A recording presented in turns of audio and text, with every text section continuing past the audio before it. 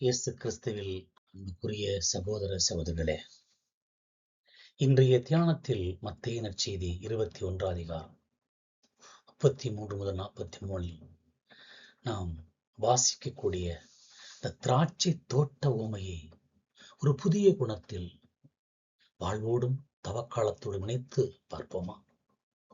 இந்த உவமையில் ஒவ்வொரு குறியீடு அவற்றை நாம்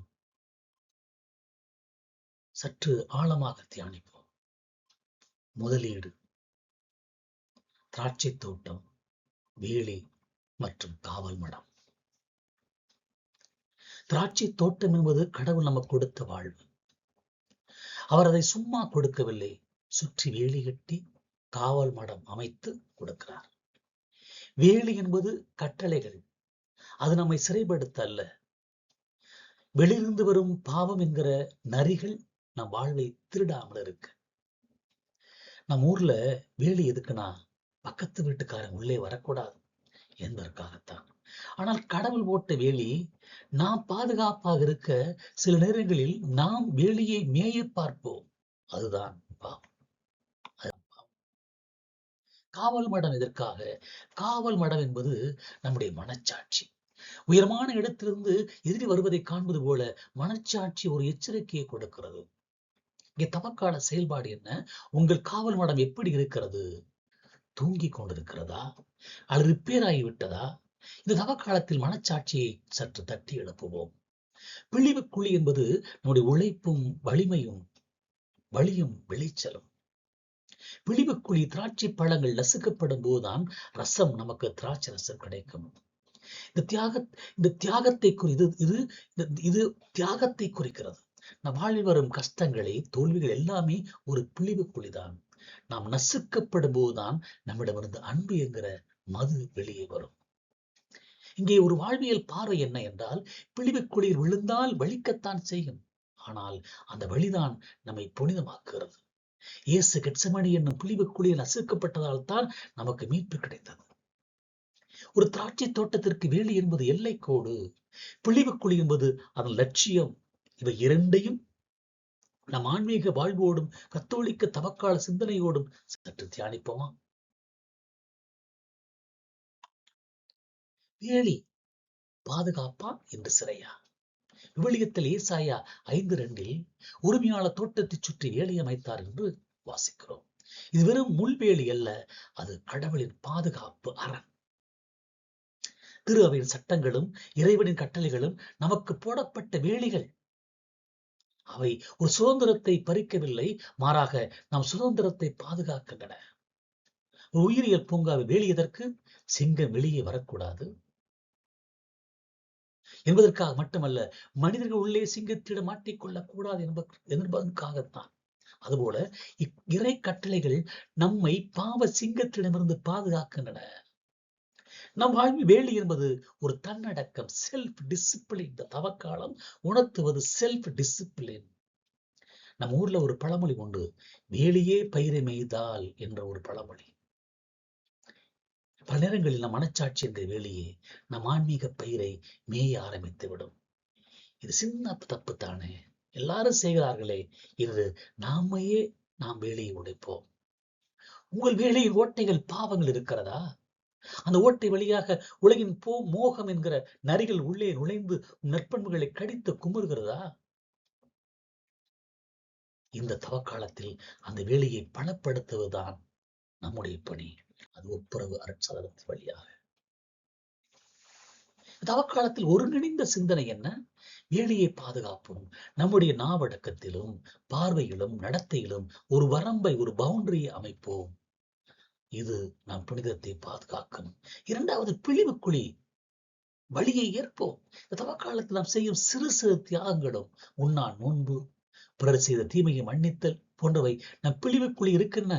அது அந்த வழியிலிருந்து பிறப்பதுதான் புனிதம் என்னும். அது பிழிவுக்குழி நசுக்கப்படும் திராட்சை எப்படி மற்றவர்களின் தாகத்தை தீர்க்கிறதோ, அப்படியே துன்பத்தினால் புடமிடப்படும் ஆன்மா இறைவனுக்கு உகந்த பலியாக மாறுகிறது. திராட்சை தோட்ட ஆன்மீக வரைபடத்தை நாம் வளர்ந்து கொள்ள வேண்டும். இந்த வரைபடத்தை பின்பற்றி வழிமுறைகளை நாம் உணர்ந்து கொள்ள வேண்டும். தொடக்க புள்ளி என்ன? உங்கள் தோட்டம் யாருடையது என்பதை முதலிலே தீர்மானியுங்கள். அது உங்களுடையது என்றால் அங்கே கவலை இருக்கும். அது இறைவனுடையது என்றால் அங்கே அமைதி இருக்கும். திராட்சை தோட்டம் யாருடையது? பயண பாதையை நாம் சரி செய்ய வேண்டும். வேலைக்கு உள்ளேயே நடங்கள். கட்டளைகளை தாண்டி வெளியே குதிக்க முயன்றால் உலகம் என்கிற வனாந்தரத்தில், பாலைவனத்தில் வழி தவறி விடுவீர்கள். மேடு பள்ளங்கள் உண்டு வாழ்க்கையிலே. பிழிவுக்குள்ளில் விழும்போது பயப்படாதீர்கள். அது உங்களை அழிப்பதற்காக அல்ல, உங்களை வெளியுயர்ந்த மதுவாக, புனிதமாக மாற்றுவதற்காக இறைவன் வைத்திருக்கும் இடம். நீ இலக்கு என்ன? அறுவடை காலம் வரும்போது வெறும் கைகளுடன் இல்லாமல் கனிகள் நிறைந்த இதயத்தோடு உரிமையாளரை தந்தையை சந்தியுங்கள். தவக்காலத்தினுடைய சாட்சிய வாசகம் என்னவாக இருக்க வேண்டும்? த மோட்டோ ஆஃப் திஸ் மிஷனாக என்ன இருக்க வேண்டும்? என் தோட்டம் அவர் சொத்து, என் உழைப்பு அவர் மகிமை, என் கனிகள் அவர் அன்பு என்று சொல்ல வேண்டும். அடுத்தபடியாக குத்தகைக்காரர்கள் மற்றும் உரிமையாளர்கள் வாடகையா வாரிசா என்று நம்மை பார்க்க வேண்டும். குத்தகைக்காரர்கள் இங்கேதான் பெரிய சிக்கலை ஆரம்பிக்கிறது. இவர்கள் தோட்டத்தின் உரிமையாளர்கள் அல்ல, வெறும் குத்தகைக்காரர்கள். வாடகை விட்டு இருப்பவன் கொஞ்ச நாள் கழித்து இது என் சொந்த வீடு என்று சொல்லத் தொடங்கினால் எப்படி இருக்குமோ அப்படித்தான் நாமும் நம்முடைய பதவி, பணம், அழகு எல்லாம் குத்தகைக்கு வாங்கியதுதான். ஆனால் நாம் எல்லாம் என்னால் தான் வந்தது என்று காலை தூக்கி விடுகிறோம். இருக்கு இடம் கொடுத்தா கிடைக்கு 2 ஆடு கேட்பேன் என்று சொல்வது போல நம்முடைய வாழ்க்கை அமைந்து விடுகிறது. கடவுள் பயன்களை எதிர்பார்க்கிறார். நாம் கனிகளை கொடுக்காமல் கலகம் செய்கிறோம். இறைவாக்களை கொன்றார்கள், இறுதியில் மகனையும் இயேசு கொன்றார்கள் என்று வார்த்தைகள் உச்சரிக்கிறது. உரிமையாளர் யார்? அவர் பொறுமையின் சிகரம். ஒரு முறை அல்ல, பல முறை ஆட்களை அனுப்புகிறார். தவக்கால செயல்பாடு என்ன? கடவுள் எப்போதும் தம் ஊழியர்களை குருக்கள், ஏழைகள், கஷ்டப்படுவர்களிடம் உங்களிடம் பழம், அன்பு, தர்மம் கேட்க அனுப்புகிறார். குருக்களை ஏழைகளை அனுப்புகிறார். நீங்கள் அவளுக்கு கொடுப்பது என்ன? அடியையா அல்லது அன்பையா? திராட்சை தோட்ட உருவங்களின் அடிப்படையில் உங்களுடைய தனிப்பட்ட வாழ்வை ஆய்வு செய்ய ஒரு ஆன்மீக தணிக்கையை நாம் பார்ப்போமா? இது உங்கள் ஆன்மாவை ஒரு கண்ணாடி பார்ப்பது போல சீரமைக்க உதவும் என்று நான் நம்புகிறேன். திராட்சை தோட்டம் எனது வாழ்வு. கடவுள் எனக்கு கொடுத்த வாழ்வின் நிலம் எப்படி இருக்கிறது? என் வாழ்வு இறைவனுக்கு உகந்த கனிகளை, அன்பு, மகிழ்ச்சி, அமைதி, பொறுமையை கொடுக்கிறதா? அல்லது கசப்பான காட்டு திராட்சைகளை, கோபம், பொறாமை, புறணியை கொடுக்கிறதா? நான் குத்தகைக்காரன், தற்காலிகமான என்பதை உணர்ந்து வாழ்கிறேனா அல்லது எல்லாம் என்னுடையது என்ற அகந்தையில், ஓனர்ஷிப், ஈகோ இருக்கு? வேலி இறை கட்டளைகள், கடவுளின் பாதுகாப்புக்காக இட்ட வேலையை நான் மதிக்கிறேனா? 10 கட்டளைகளையும் திருச்சபை விதிகளையும் எனக்கு சுமையாக கருதுகின்றனா அல்லது பாதுகாப்பாக கருதுகின்றனா? வேலையில் ஓட்டை விழுவது போல என் வாழ்வில் சிறிய பாவங்கள் வழியாக உலக மோகங்கள் உள்ளே நுழைய அனுமதிக்கின்றன. காவல் மாடம் நம்முடைய மனச்சாட்சி. உயரத்திலிருந்து ஆன்மாவை கண்காணிக்க விழிப்புணர்வு எப்படி இருக்கிறது? என் மனச்சாட்சி விழிப்போடு இருக்கிறதா அல்லது பாவங்களால் மழுங்கடிக்கப்பட்டு உறங்கிக் கொண்டிருக்கிறதா? தவறு செய்து தொடங்கும் போதே என் காவல் மாடம் என்னை எச்சரிக்கிறதா? அந்த எச்சரிக்கைக்கு நான் செவி சாய்த்திருக்கின்றேனா? அடுத்ததாக 4வது பிழிவுக்குழி, துன்பங்கள், தியாகங்கள். வழிகள் வரும்போது நான் எப்படி செயல்படுகிறேன்? சோதனைகள் வரும்போது இறைவனை திட்டுகிறேனா அல்லது பிழிவுக்குழியில் நசுக்கப்பட்டு மற்றவர்களுக்கு பயன்படும் மதுவாக மாறுகிறேன் என்று உணர்கின்றேனா? மற்றவர்களுக்கு நான் செய்யும் தியாகங்கள், உண்ணாவிரதம், தர்மம் மகிழ்ச்சியோடு செய்யப்படுகிறதா அல்லது கடமைக்காக, சடங்குக்காக மற்றவர்கள் பார்க்க வேண்டும் என்று செய்கின்றன? ஊழியர்களும் உரிமையாளர்களின் மகனும் உறவுகள் என்னிடம் கனி கேட்க வருவர்களை நான் எப்படி நடத்துகிறேன்? உதவி கேட்க வரும் ஏழைகள், அறிவுரை சொல்லும் பெரியவர்கள், இவர்களை உரிமையாளர் அனுப்பிய தூதர்களாக பார்க்கிறேனா அல்லது இடைஞ்சலாக கருதி விரட்டுகின்றேனா? என் வாழ்வில் மூளைக்கல்லா இயேசுவுக்கு முதலிடம் கொடுக்கின்றேனா அல்லது என் சொந்த திட்டங்களை முன்னிறுத்தி அவர்களை புறக்கணிக்கின்றேனா? இந்த காலத்தில் ஒரு திட்டத்தை தீட்டுவோம். இந்த வாரத்திலே சீரமைப்போம். உங்கள் தணிக்கை பட்டியலில் எங்கே ஓட்டை இருக்கிறதோ அதை ஒப்புற வரட்சாதனம் வழியாக சரி செய்யுங்கள். கனிக்கூடங்கள் உங்களை வெறுப்போர் ஒருவருக்கு எதிர்பாராமல் ஒரு சிறு உதவி செய்து உங்கள் திராட்சை தோட்டத்தின் இனிமையான கனியை அவருக்கு கொடுங்கள். இது ஏதோ மரத்தில் காய்க்கும் பழங்கள் அல்ல, உங்கள் ஆன்மாவில் விளைய வேண்டிய அருள்கணிகள். தவக்காலத்தில் நாம் கொடுக்க வேண்டிய அந்த பழங்களை 4 நிலைகளிலே நாம் விரிவாக பார்க்கலாம். ஒன்று, ஆவியின் கனி. விவிலிய அடிப்படையில் பழங்கள் என்பது தூய ஆவியானவன் இதயத்தில் உருவாக்கும் குணாதிசயங்களை குறிக்கும்.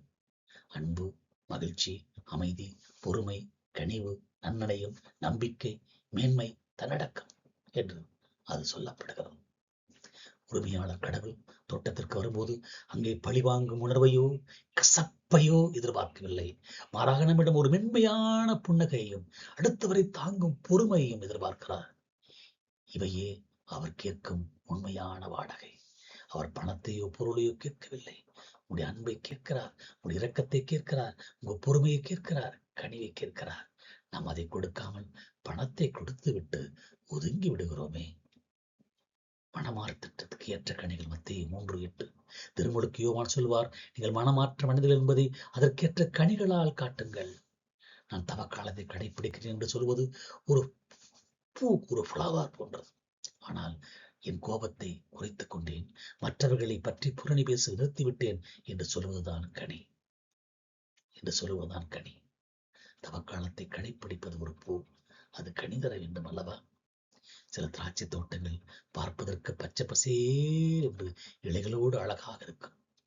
அது வெளியிட பக்தி. ஆனால் உள்ளே பார்த்தால் ஒரு மலம் கூட இருக்காது. கடவுளுக்கு இலைகள் தேவையில்லை, பசி தீர்க்கும் பழங்கள், செயல்கள் தான் தேவை. இந்த இலைகளுக்கே நாம் முக்கியத்துவம் கொடுக்கிறோம், கனிகளுக்கு அல்ல. ஆண்டவர் விரும்புவது நம் கனிகளை.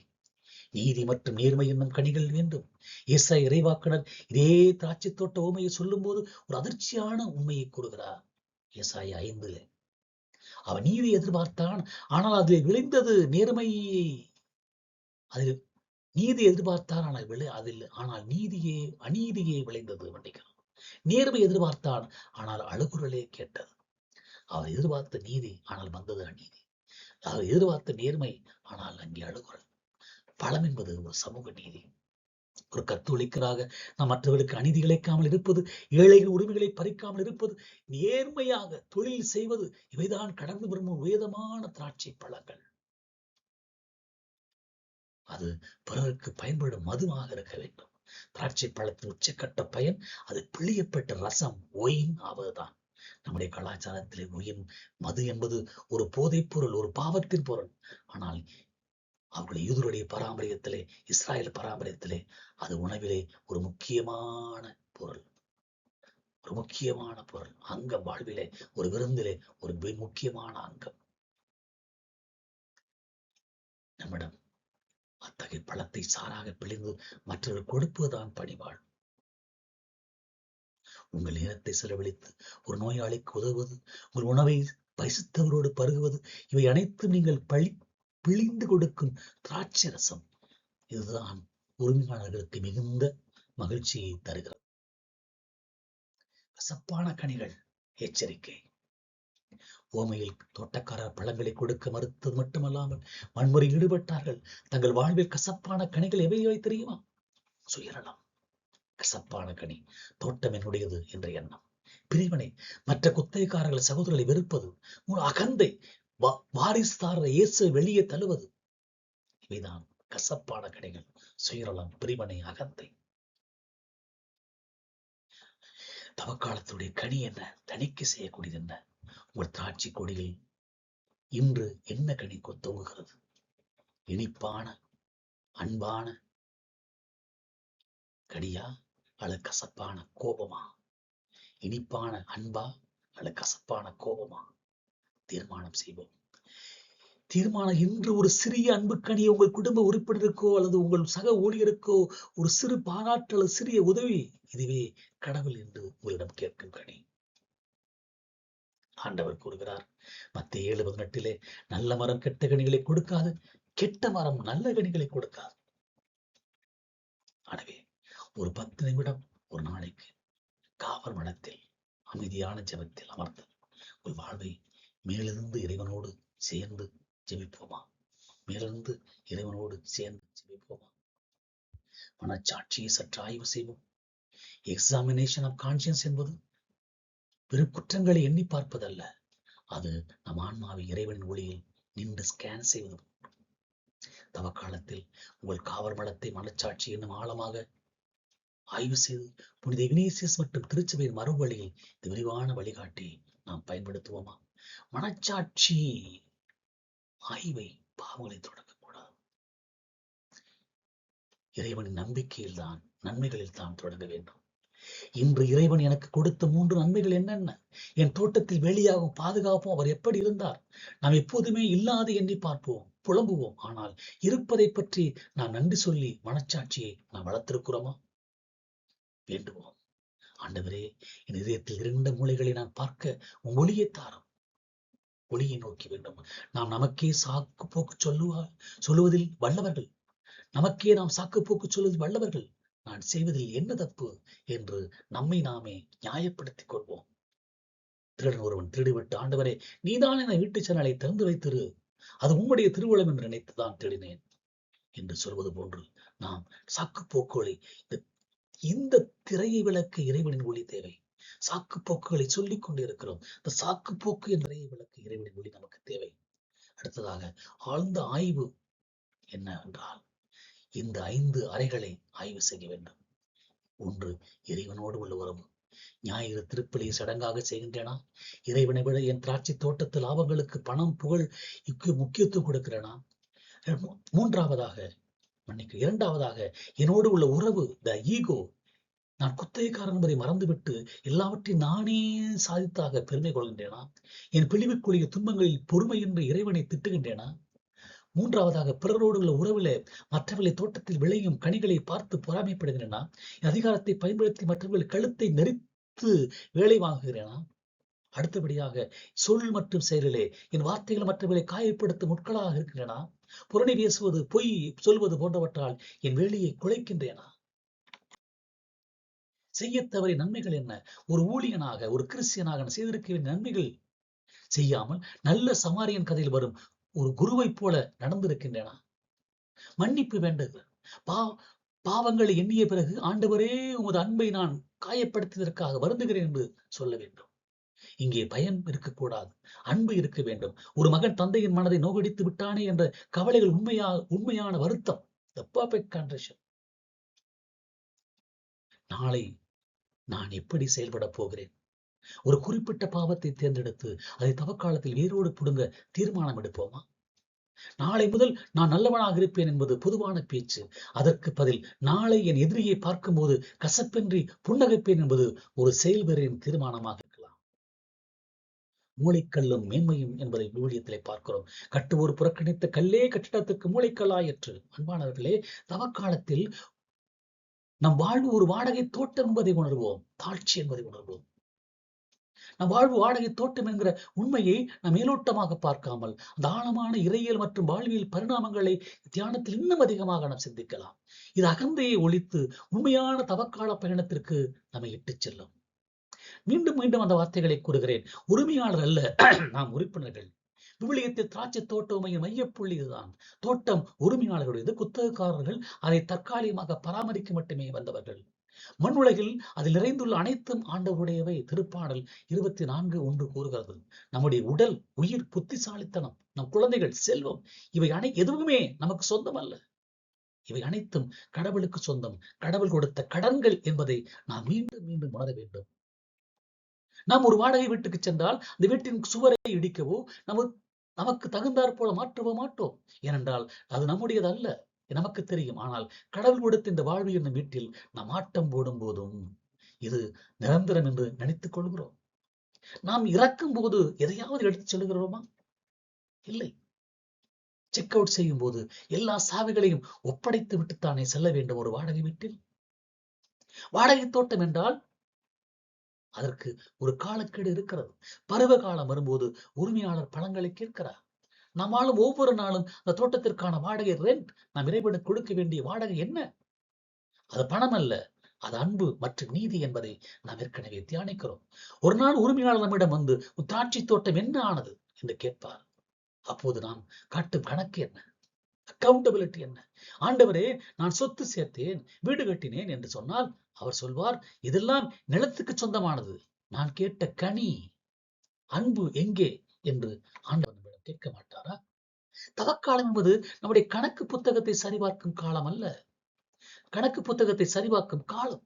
இதுவரை நாம் வாடகை கொடுக்காமல் ஏமாற்றிக் கொண்டிருந்தால் இப்பொழுதாவது கணக்கை நேர் செய்ய வேண்டிய தருணம். இது கணக்கு கொடுக்க வேண்டிய காலம். மன்னிக்கணும்.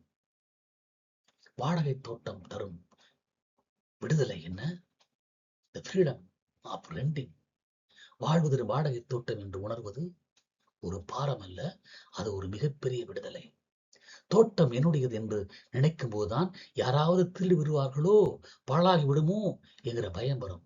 ஆனால் அது ஆண்டவருடையது, அவருடையது என்று உணரும் போது நம்மிடம் ஒரு அமைதி பிறக்கும். ஆண்டவரே, இது உம்முடைய தோட்டம், இதை பார்த்துக் கொள்ளும் என்று நாம் பாரத்தை அவர் மீது சுமத்தலாம். அது தாழ்ச்சியின் ஊற்றாக அமையும். நாம் ஒரு விருந்தினர் என்பதை உணர்ந்தால் மற்றவரிடம் சண்டை விட மாட்டோம். வாடகை விட்டு இருப்பவர்கள் சண்டை விட்டாரோடு இணக்கமாக இருப்பார்கள், அண்டை விட்டாரோடு இணக்கமாக இருப்பார்கள். அதுபோல நாமும் சக மனிதர்களிடம் கனிவோடும் விருந்தினர் என்ற பான்போடும் நாம் நடப்போம். நாம் நாம் ஆண்டவருடைய பிள்ளைகள் என்பதை உணர்ந்தவர்களாக இருப்போம்.